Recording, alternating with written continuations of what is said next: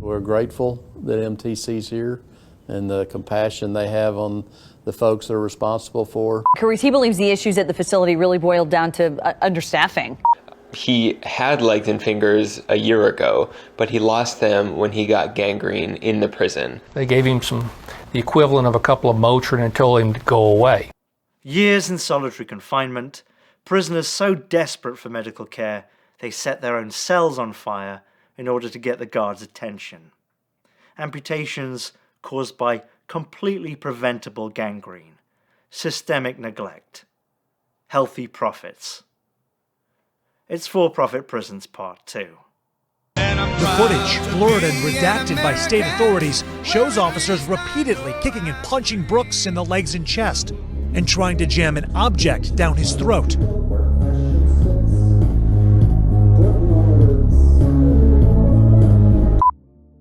As I discussed in Part 1, for-profit prisons were born in the United States, ostensibly as a temporary measure against prison overcrowding. But their use is now a permanent part of the US system and has spread globally. Here, I'm talking about how they work in the US. With only 5% of the world's population, but 20 to 25% of its prisoners, the United States has the highest prisoner population in the world and the 5th highest per capita, just being beaten out by the Sunshine States of El Salvador, Cuba, Rwanda, and Turkmenistan. About 2 million Americans are incarcerated at any given time, and 1 out of 11 American men will go to prison in their lifetime. In the United States, nearly 1 out of 3 black men will go to prison at some point in their lives. Public prisons in the US are some of the worst in the developed world. According to a UN report from 2023, the US system is rife with human rights violations and uniquely inhuman practices that set it apart from comparable nations. Practices like unpaid forced labour, shackling women during childbirth, and the liberal use of prolonged solitary confinement. As part of that commitment, I want to introduce you to an important federal law called the Prison Rape Elimination Act, or PREA for short. We hope this never happens to you, but in the case that you are sexually assaulted, it's important to seek medical attention immediately. Do not wash your hair, shower, eat, drink, brush your teeth, smoke a cigarette, or go to the bathroom. Zero tolerance means zero tolerance. This is something we can achieve by working together. The entire US prison system is counterproductive to rehabilitation, but the worst aspects of the system are generally more pronounced in for-profit prisons. And while it's true that only about 8% of US inmates are in private prisons, their impacts in terms of future recidivism and increased prisoner populations impact the entire system. And, surprise surprise, there's quite a bit of variation between states. As of 2022, the most recent year of federal statistics, 28 states used private prisons, and the number one user was Montana, with 49.2% of prisoners there being in a privately operated prison. So how do private prisons work? Companies are contracted by the state or federal government to house prisoners for a per diem or set rate for each prisoner per day. Sometimes all beds in the facility are paid for, occupied or not. Sometimes they're only paid for occupied beds. About 3/4 of private prison contracts include provisions which guarantee high occupancy rates. In some cases, companies build the prisons themselves, and in others they're contracted to operate facilities owned by the government. 2 companies, CoreCivic and Geo Group, control half of the market, while the rest is controlled by smaller companies. Contracts usually include the right to accept or reject any prisoner they want, and they typically reject prisoners that cost more, like higher security level prisoners and those with pre-existing medical conditions. Most private prisons are for low security prisoners, and the companies claim that they can reduce prison costs by up to 20%. The Geo Group filed the suit in San Diego, saying a state ban on profit prisons and detention centers that takes effect tomorrow is unconstitutional. Before we dig into the specifics of why for-profit prisons are more expensive and less effective, the story of Shane Bauer demonstrates the issues at hand. In 2009, American journalist Shane Bauer was a foreign correspondent in Iraq when he and two companions on a work holiday were hiking near the Iranian border. Bad idea. And were picked up by Iranian border guards who accused them of espionage on behalf of Israel. The three of them were held in Evin prison, one of the most notorious prisons in Iran, known internationally for its human rights abuses. Bauer spent 2 years as a political prisoner in Evin, 4 months of which was in solitary confinement before being released in 2011. When he got out, he started investigating the US prison system as a reporter for Mother Jones magazine. He found that so much of what we know about what happens in prisons is from the perspective of carefully orchestrated, PR-friendly press tours, where guards are coached on what to say and journalists are restricted to interviewing inmates carefully selected by prison officials. The facility goes out of its way to positively impact the lives of the detainees who pass through its walls. We're in here because we did things wrong. We might as well be able to give back and help out in the community. In Iran, the open-air cell I exercised in was twice the size of this. Iranian prison is never far from my thoughts. She's your girlfriend, right? Or fiance? Yeah. Are you still with her? Yeah. Okay. Did they let you guys kiss and all that? Yeah, there's no one out there. I know it's like this, so there's a camera, you know. But so we're allowed to have, like, physical contact? Yeah, physical contact. We went outside. Okay. Well, can't beat that. In addition, little investigative work has been done on private prisons in particular because public records laws do not apply to them, and it's difficult for journalists to get inside. What happens in private prisons when they think nobody is looking? So in 2014, Bauer went undercover for 4 months as a prison guard at the medium security Wynn Correctional Center in Winfield, Louisiana, operated by Core Civic. When interviewing for the job, nobody cared about his work or qualifications. He used his real name as a journalist who wrote about prisons. If they Googled him, they would have seen who he was, but they apparently didn't. He was hired. The shifts were 12 hours long, and the pay was $9 per hour. $9 per hour for a medium security prison guard in 2014. As a comparison, at the same time, the starting pay for public prison guards in Louisiana was $12.50 an hour. Wynn was clearly desperate for staff. I can't imagine why. Each day, Bauer brought a thermos equipped with a hidden camera and a pen containing a listening device. What he learned and wrote about in his book, American Prison, A Reporter's Undercover Journey into the Business of Punishment, paints a stark picture of how these facilities operate. Not with profit above all else, but as the sole consideration. Main reasons why we can't keep anybody here is because you're paying piss. Ask your damn bean counters why nobody wants to stay. Winfield is entirely different. They don't have handcuffs, mace, nothing to suit do. The guards that Bauer trained with were low-income people in a low-income area where unemployment was high and the average income was $25,000 per year. Most were either fresh out of high school, single parents trying to make ends meet, or people who had no other option. Bauer got to know the people in his class because, while training was 4 weeks long, it was an absolute joke. There were several days when the class did nothing at all because an instructor was not available due to budget issues, so they just kind of hung out in the classroom.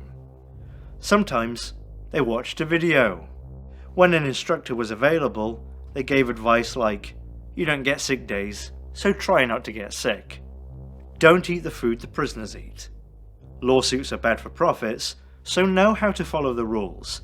It's okay to hit inmates if they anger you, but your retaliation period ends once you get them in cuffs, so do it beforehand. If you see another guard hitting an inmate, mind your own business. If another guard does something wrong, take their side no matter what. Don't break up fights, just yell, 'Stop fighting,' to avoid liability issues. If they want to stab each other, let them. The class was required to be tear gassed as part of their training, but as guards, they would not carry any weapons at all, only a radio. Like in E.T. The guards were specifically instructed on the importance of providing value to shareholders. The state paid $34 per prisoner per day, so they needed to spend as little as possible to earn a profit. They gave advice on saving the company money, like don't let prisoners use too much paper or wash their clothes in the sink between laundry days. One of the biggest cost-cutting measures was limiting the number of staff. The prison had 1,500 inmates and only 25 guards on duty on a typical day, split into 2 shifts. In the unit where Bauer worked, he and one other guard were responsible for 350 inmates at once, making basic tasks like moving prisoners from one area to another nearly impossible. I left because I had so many incidents where I could have been in the hospital probably right today. The prison was almost always close to maximum capacity, as its contract with the state stipulated that at least 96% of its beds would be full at all times. Withholding medical care was another big way to save money. Sending a prisoner to the hospital was avoided, so the company wouldn't have to pay medical bills. Bauer met a prisoner named Robert Scott, who had spent months going to the prison clinic with intense pain in his legs, and one of his feet turned black and was dripping with pus. Each time the clinic sent him back to his cell with an over-the-counter painkiller. He wanted to go to the hospital, but the prison refused.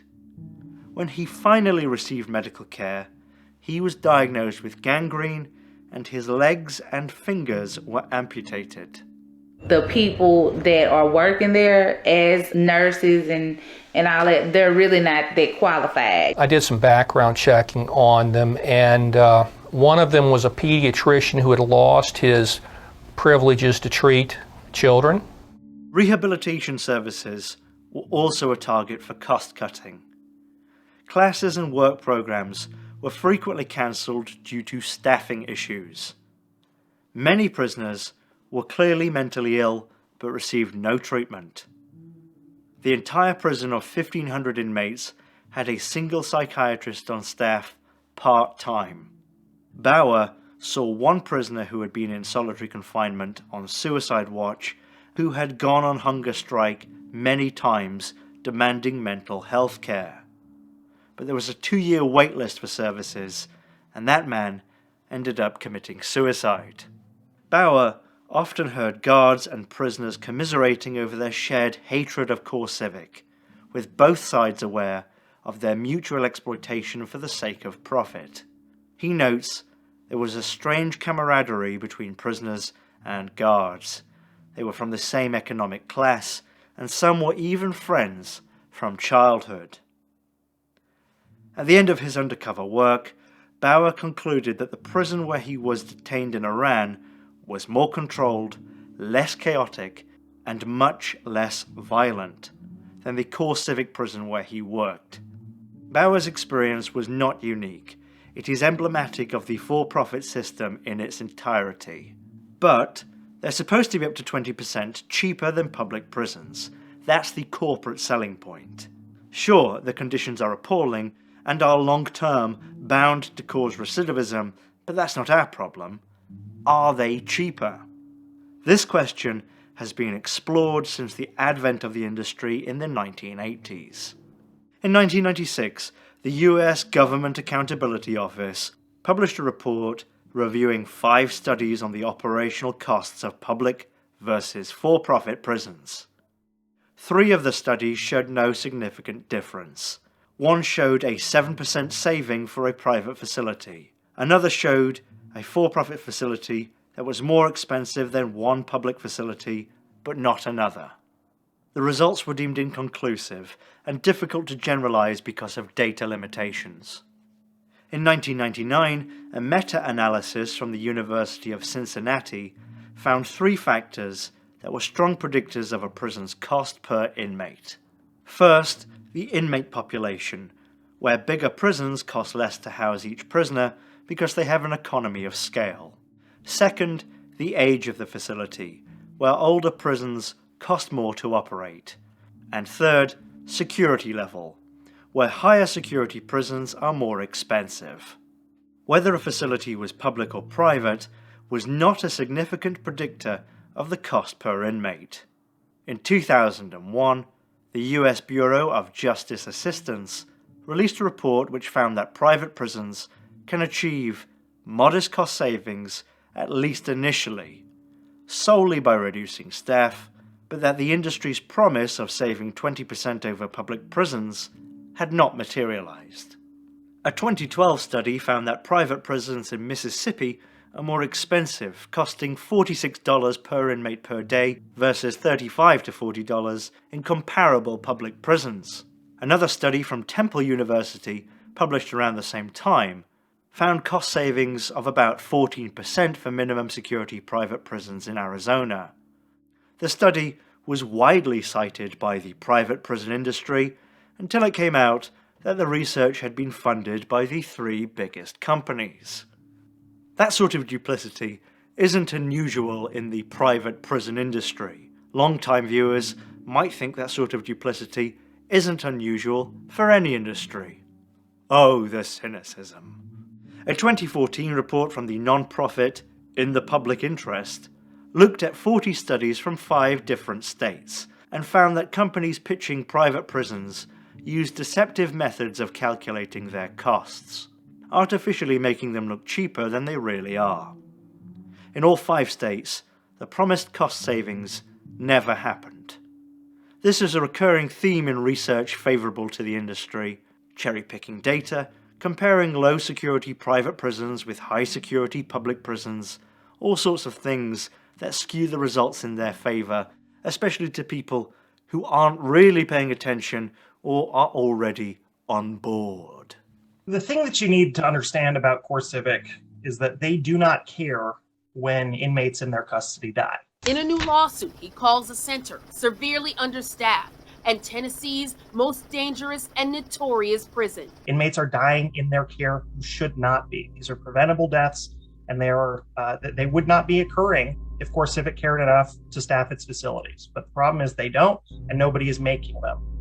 The broad consensus, after several decades of studies with careful controls, is that for-profit prisons and public prisons cost about the same to operate in terms of the cost per inmate per day. Some private prisons are more expensive. When there are savings, they're usually so small as to virtually be meaningless. Where private prisons unequivocally cost more is in the long term, due to increased recidivism, convicts reoffending and returning to prison after their release. The US prison system overall has the highest recidivism rate in the world. Of all US prisoners, 95% will be released at some point, and 70% will end up back in prison within 5 years. But it's even worse for private prisons. In order to increase profits for shareholders over time, there are only 2 options: decrease spending or increase revenue. Decreasing spending means reductions in staff, training, healthcare, and rehabilitation. Increasing revenue means more prisoners or getting the government to pay more for each one. But you can't do that when your whole stated reason for existing is to be cheaper than the public solutions. Companies earn money based on the number of prisoners that they hold, not the outcomes that they achieve. They have no incentive to try to reform their inmates. They make their profits once they have the contracts through short-staffing their facilities and underpaying their staff. The relationship between for-profit prisons and recidivism has been known for some time. One of the earliest studies is from 2008, called Inmate Recidivism as a Measure of Private Prison Performance. The researchers looked at 23,000 inmates released between 1997 and 2001, carefully controlled for covariates, and found that in all 8 models tested, private prisons had a higher rate of recidivism, as much as 22% higher in for-profit prisons. It turns out that cost-cutting and recidivism go hand in hand, enabling the industry in a very real way to increase profits by cutting costs, increase revenue at the same time, and ensure that there will always be prisoners to fill the beds. How does this actually play out? Staffing cuts are, of course, one of the biggest ways to save money. Private prison employees, compared to their public counterparts, are paid 22 to 25% less, receive 58 fewer training hours, have a turnover rate 3 times higher, and a higher, sometimes much higher, inmate-to-officer ratio. Reducing the number of guards, training them less, and paying them less increases the prevalence of prison violence.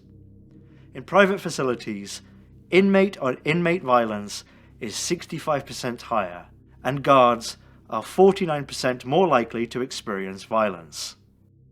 Remember Bauer's training at Wynn Correctional Center? Don't stop them from stabbing each other. You don't get paid enough for that. God, I guess I agree. Jesus. On the x-ray, you can see that there's a half a pair of scissors that were secreted in this man's rectum. Multiple studies have found that prisoners who experience violence in prison are more likely to recidivate. Another factor is the tendency for private prisons to fill empty beds by taking in prisoners from a wide geographic area, including from multiple states, which means prisoners are kept far away from their families and communities. Studies show that prisoners far away from their families receive fewer visitors and are up to 31% more likely to recidivate. Some private prisons ban visitation altogether. Add this to the fact that prison telecom companies can charge extortionate fees for phone and video calls, and the problem compounds. What about healthcare? Generally, prisons get a fixed amount of money for each prisoner's healthcare, regardless of their actual medical needs, so private prisons can earn more profit by spending as little as possible. Some also charge prisoners co-pays for doctor visits, even in prisons where their labour is unpaid. It's common practice for inmate medical issues to be ignored and treatment withheld, delayed, or limited, all to keep costs down. You done your time in the chair? We're going to take you out of the chair. We're going to bring you to South One. I want to stay in the chair. Well, it's not what you want. It's not, you don't get what you want. This is, you can't stay in the chair. We have to. I can't be in that room. I'm claustrophobic. I feel crazy in there. I can't breathe. It's easy to see how this contributes to recidivism down the road, and contributes to inmates who are released and don't reoffend being unable to be productive parts of the community. The guy Bauer met, who lost his fingers and legs, when he or someone like him gets released, who's going to employ him? What job is there for an ex-prisoner with no fingers and no legs? And it's kind of sad that I even have to make that point, because treating anyone like that is totally indecent. I'm sure we can find someone to argue that. No, he deserved it, whatever he did. And again, that story is not unique. In 2014, the American Civil Liberties Union and the Southern Poverty Law Center filed a class action lawsuit against Management and Training Corporation, the third largest private prison company in the US, over egregious human rights violations against mentally ill prisoners in its East Mississippi Correctional Facility. And judging by the company's promo video, the many special needs prisoners with mental issues are well cared for. But a federal civil rights trial now underway is revealing a completely different view of things inside this private prison. Prisoners who are locked down in filthy cells for days, weeks, even years. Conditions are so depraved, the complaint claims, that some prisoners capture rats, put them on improvised leashes, and sell them as pets to the seriously mentally ill. Setting fires is often the only way to get medical attention in emergencies, court papers allege. One inmate there told a prison counselor that he was having pain in his heart and hallucinations. While meeting with the counselor, that man was trying to cut himself and had a rope tied around his neck. The counselor concluded that he was not in distress. 9 days later, he set his cell on fire. This was apparently a common desperate tactic among prisoners who were ignored when trying to get help. 2 days after that, he was found dead in his cell from a heart condition that staff didn't take seriously.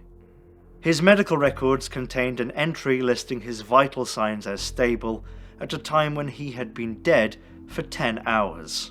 A doctor wrote a report for the company saying, "I cannot state with certainty that the blatant and callous lack of care that this 43-year-old man received during his last months at EMCF caused his death. However, I can state that it deprived him of any chance he had for continued survival." A 28-year-old prisoner who was blind in his left eye went blind in his right eye as well after not receiving his glaucoma medication. A 25-year-old prisoner was denied medical attention when a mass was found in his testicle, which turned out to be metastatic testicular cancer. Officers used force on a 55-year-old man who didn't receive medical care for several days, started having seizures, and was finally taken to the hospital and diagnosed with subdural hematoma from head trauma. When prisoners were taken to the hospital, they were taken in a prison van instead of an ambulance to save money.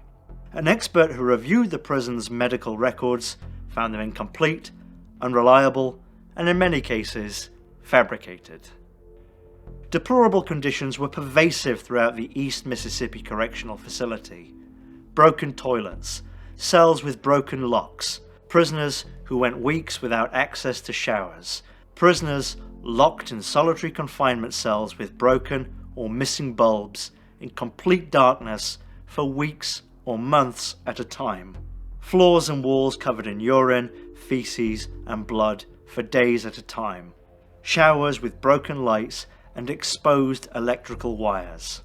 A doctor who wrote a report for the prison's healthcare system said, "These conditions can accurately be described as torture according to international human rights agreements and standards. They press the outer bounds of what most humans can psychologically tolerate." A federal judge dismissed the lawsuit in 2020, saying the conditions did not qualify as cruel and unusual punishment. He walks out, he's a zombie. He's a zombie. You know, he's in slow motion. You know, he's just a zombie. You know, trying to talk and I'm talking, telling him what's going on at home and stuff. And he'd say, "Love you." And that's all he could say. That was all he could say. And I was so angry. What about rehabilitative programs like job training, educational programs, and mental health programs? Well, it's the same story. These are big targets for cost cutting. Again, such programs are already inadequate in public prisons, but private prisons are worse, offering fewer programs of lower quality because they require staff and resources that cost money that could be going to shareholders instead. There is simply no impetus for private prisons to invest in programs which reduce recidivism. It is, in fact, counter to their interests. Research shows that factors most known to decrease recidivism are employment, education, and housing. All things that we make difficult for people coming out of prison, whether private or public. Generally, it is legal to discriminate against felons in housing and hiring, and they can be restricted in receiving federal student loans. About half of all prisoners earn no income in their first year after release. People who've been to prison are twice as likely to experience food insecurity and 10 times more likely to be homeless. Add all of that to the equation alongside, "I'm blind because the company denied me medical attention," and it's easy to understand how so many people end up either back in prison or a public charge. Private prisons also lead to more inmates and longer sentences. A 2020 study from Washington State University found that private prisons lead to an average increase of 178 new prisoners per million population per year, so about 60,000 new prisoners per year across America. This translates to increased costs to states of about 2 to 10 million per year. The study also found that when a private prison is established in a state, the average sentence length increases, especially for non-violent crimes, like drug crimes, that have more leeway in sentencing. The researchers found two potential reasons for the increase. First, corruption. Judges being influenced to give harsher sentences, or legislators being influenced to write laws with harsher penalties. The second possible reason is increased capacity, where judges are more likely to sentence people to prison for marginal crimes if they know there's plenty of capacity for more prisoners.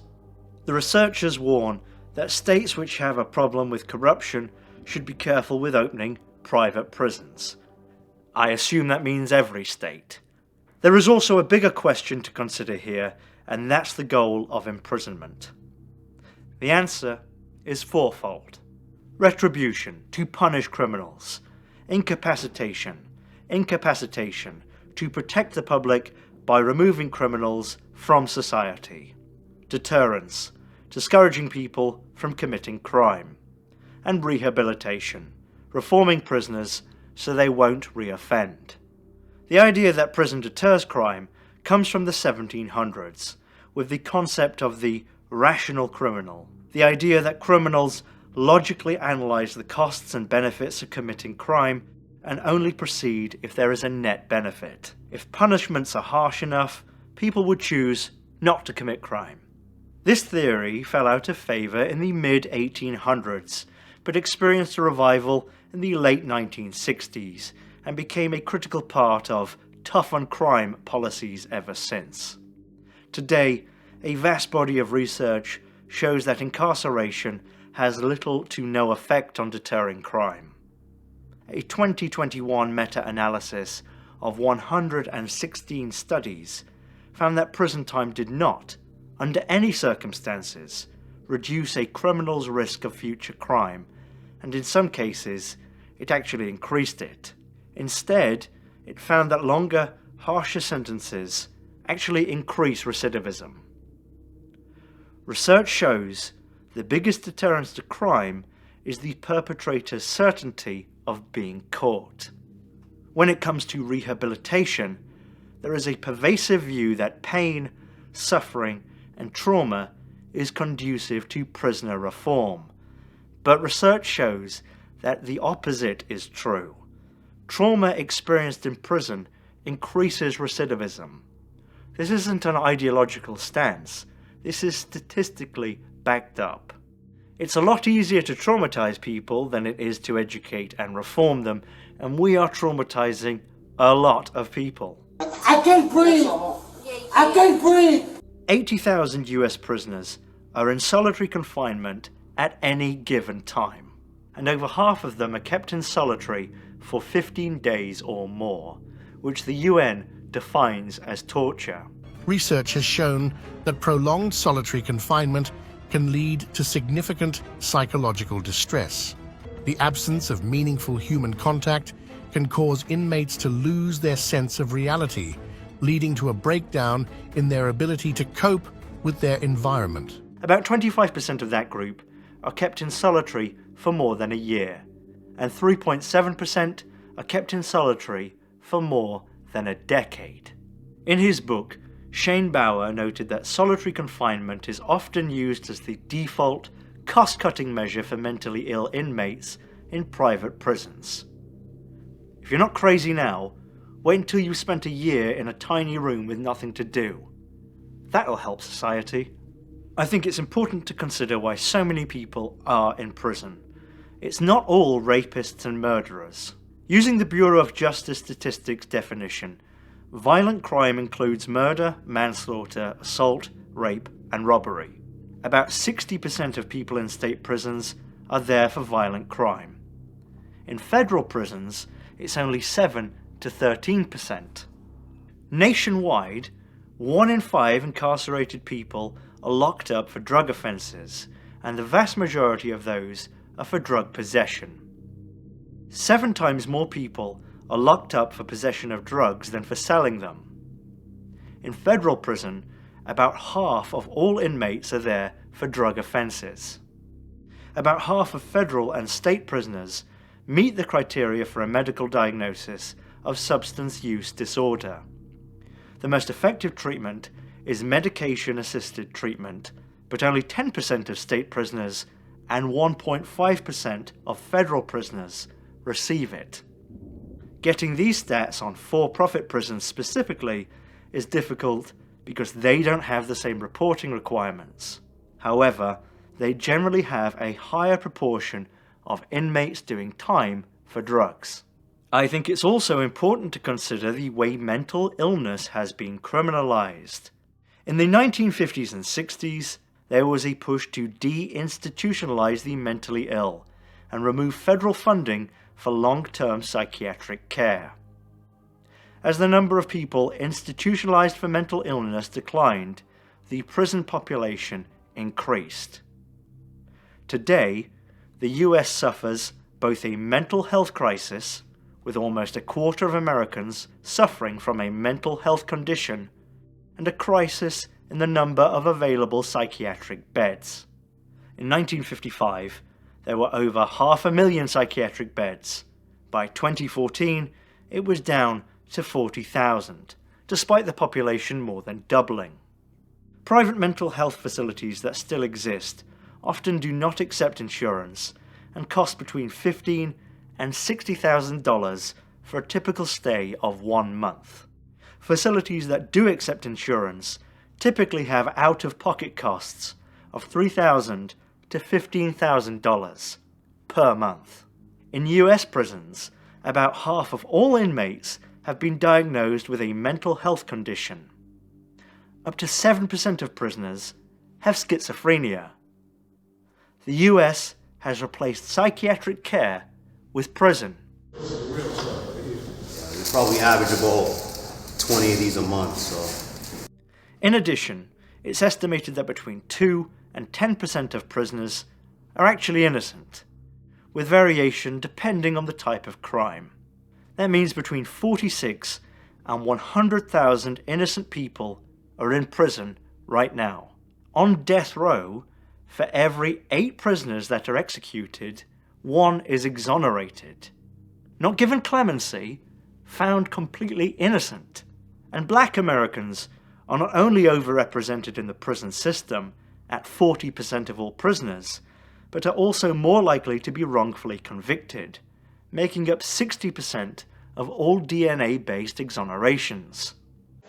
I am an innocent man. One of the victims, they asked him, would you ever be able to identify this person again if you saw him? She said no. The sheriff asked her why. Or she said all niggas look alike. That's in her statement. So, 1/5 of prisoners are in for doing drugs, half have a substance abuse disorder, half suffer from mental illness, and up to 10% are innocent. You could make an argument that, say, half of all prisoners just shouldn't be there. This isn't about rapists and murderers, it's about all of us. Because private prisons are contractually allowed to accept or reject any prisoners they choose, they tend to choose prisoners they think will cost the least, those who are non-violent. Yet those prisoners receive some of the worst treatment and are perhaps the least deserving of the inhuman conditions they suffer. So what are the solutions? Well, the payment structure of private prisons could be changed such that payments or future contracts are awarded based on their outcomes, like recidivism rates. But considering they already have a history of lying to the public, I'm not sure they can be trusted. Norway has one of the lowest recidivism rates in the world, at about 25% after 5 years. But it seems unlikely that Americans would accept the Norwegian model, with its focus on rehabilitation, humane treatment, and teaching prisoners how to be normal, productive, balanced members of society. Not when there's profit to be made and a wealthy industry to influence public perception and policy. But also, I suspect, not when there's revenge to be had. We know that private prisons don't save money in the short term and cost more in the long term, and yet we keep doing it. Why? Greed, yes, but I think there is an ideological element. People who believe that profit improves everything. In reality, injecting the profit motive into incarceration, where companies are paid based on the number of prisoners they house, creates a financial incentive towards more incarceration of the public. Not all the public though, the poorest and most vulnerable among us. All at the public detriment, all at the public expense. Do we want people who get caught with a bag of weed to be part of society, or do we want to turn them into animals? I wanted him to be a productive young man and have a wife and bring me some more grandbabies. You know? That's what I want. But instead I'm fighting for his life. If I went to prison, especially for some bullshit, and they treated me like this, I would not think to myself, oh well, you're right, I should be a good boy from now on. I would be fucking pissed off. You get all these people, you jam them into this place, you treat them like animals. 5 to 8 years you let them out with no guidance. You've made sure that they're angry, you've made sure that they're maladjusted. What could go wrong? Thanks for joining me. In part 3, I'll be talking about all of the auxiliary industries surrounding for-profit prisons and prison labour. See you then. Bye-bye.